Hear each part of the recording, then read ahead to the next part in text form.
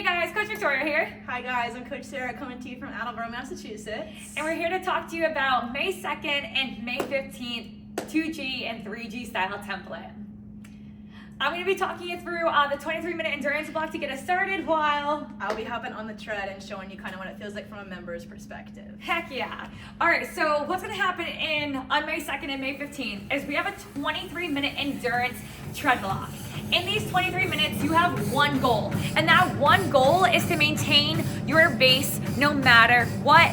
Base is the priority today, so if we need to make any adjustments, it's during any other effort. Base is the constant. That's what we always go back to, and your base is always 90 seconds today. When it comes to this 23-minute block, there's 3 parts. Part 1, we bounce between a base to push to a base to push to a base. Part 2, push base, push base. Part 3, push to all out base, push to all out base. Every time we enter a new part, we're looking for a small increase. However, if that means you gotta sacrifice your base, that means we do not increase when we enter that new part. If it's for you, you take the increase. If it's not for you, you leave it and you find consistency in your base. Coach Sarah is entering part 1 right now. She is getting to a base to push. She's starting conservative, not looking for the orange zone. She does not want to gas herself out of the tank, so she's rocking that green zone, maybe a little higher green zone, but not going into the orange just yet. Pulling it back to her base, she will refill and reset for 90 seconds, sticking that base. As we enter part 2, we will see a little bit higher of a heart rate, creeping closer towards 84. Because it's a true push, we're even looking for that 84%. Sarah, let's take it into part 2. We're going into that uncomfortable feeling. We're looking for 84%, so as a coach, we can remind members what percentage you want to see on that screen. Coach Sarah's getting uncomfortable, her heart rate starts to climb, and she's gonna head towards 84% in part 2, everybody. If you take a look up at the screen, you'll see she's creeping there, and here comes that orange zone, everybody. After she finishes up that push, she takes it right back to her base, sticks it another time. As we enter part 3, we do that push to all out. Heart rates are expected to be at the highest in that final part, but here's the thing. If Coach Sarah or a member can no longer return to their base that they had chose, they don't have to increase to that push to all out. They can meet themselves where they're at to make sure when they hear challenging but doable, they can hit their base of the day. Coach Sarah, from a member's point of view, how are you feeling on that tread? So in base, I should be able to have a conversation. I'm in that green zone. My base to push, I'm a little bit breathless. Push, I'm pretty breathless. Push to all out, not having a conversation. I'm pretty gassed. Yep, and that heart rate gradually went up through the 23 minutes. We do not want it to spike up. If it is spiking up in the first few minutes, guys, it's gonna be extra hard to bring it back down. So remember, it is a marathon, not a Sprint. All right, that's a treads.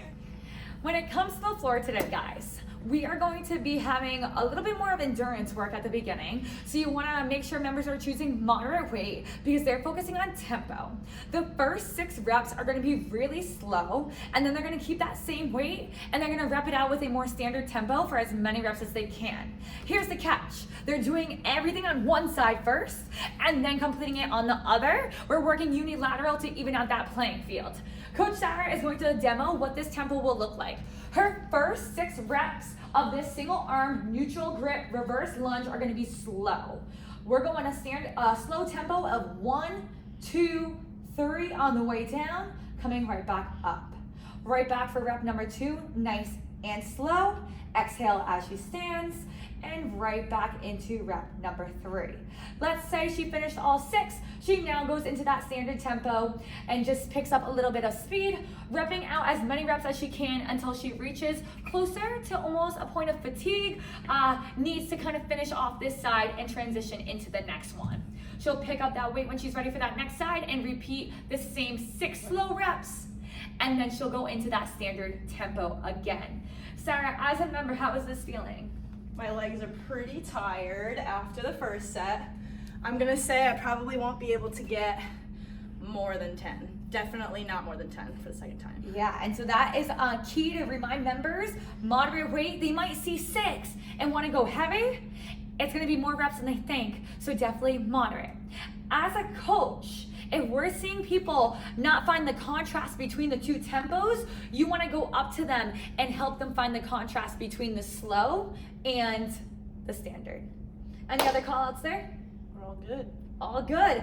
Ending every block on the floor with 200 meters on the rower. It's going to be a powerful ending. So once you complete the exercise on both sides, you'll hit just more of an active recovery movement, a bear plank alternating lift in block 1, for example, and then we will have the members go to the rower to end the block on a really strong, high, powerful note.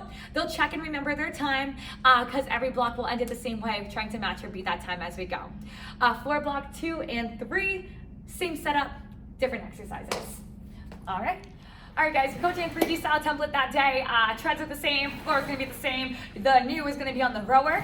You have 2 rowing blocks. Block number 1 is going to be a build. We start with a 100-meter base row into a 100-meter push, into a 100-meter all out, and then 100 meters to recover before you hop off and have an exercise, and then you repeat.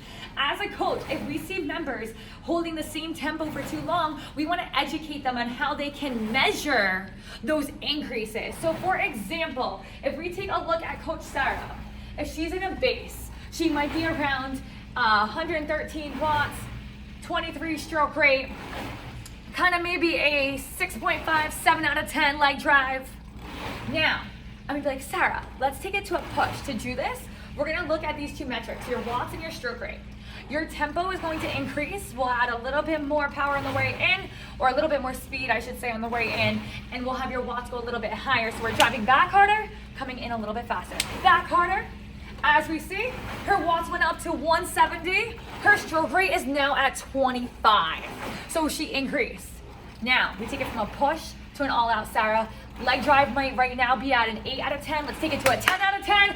Highest watts, stroke rate goes up. She's over 200 watts, stroke rate is over 30. Now she 272. 272! Pump the brakes, we got 100 meters to recover. Okay. Slow it down, nice and slow. When we recover, 5 out of 10, 4 out of 10, 100 meters to refill. Then we rock out at the end of the 100, we hop off, we have an exercise, and then we go back to the top, we do it again.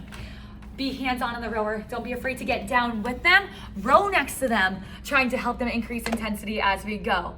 Coach Sarah, any other notes for those templates? I'm pretty tired after that row. You're gonna get nice and sweaty. Yeah. Go get those splats, everybody, if you need us.